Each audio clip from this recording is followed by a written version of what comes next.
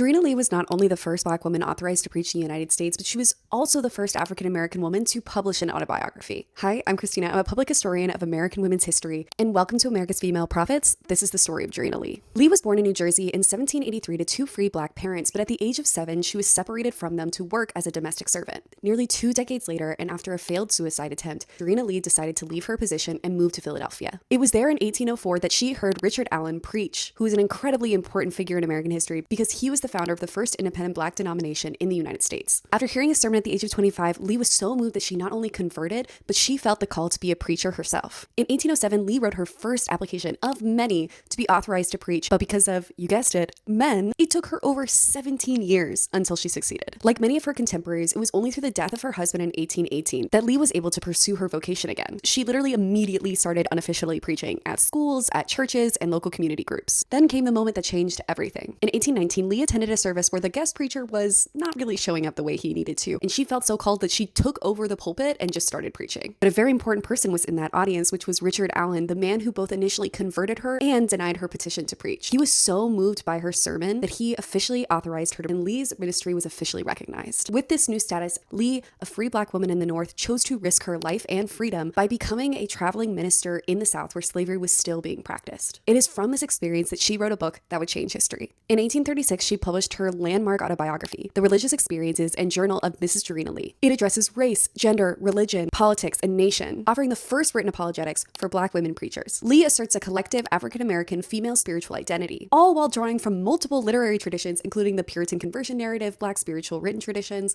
and sentimentalism. Lee not only redefined the American church, her writing laid the groundwork for the Black American literary intellectual tradition, influencing future Black intellectuals like Sojourner Truth and Frederick Douglass, just to name two. By the end of her life, Jarena Lee established herself not only as a preacher, but as a theologian and a brilliant literary mind. If you want to dive deeper on Jarena Lee, whether it is on her incarnational theology, the publishing process of the autobiography itself, the politics of the church at the time, and just more stories from her life, or just comments or thoughts that you have, please drop a comment or question. And if you want to hear more stories like Lee's, you can follow my page and support my research.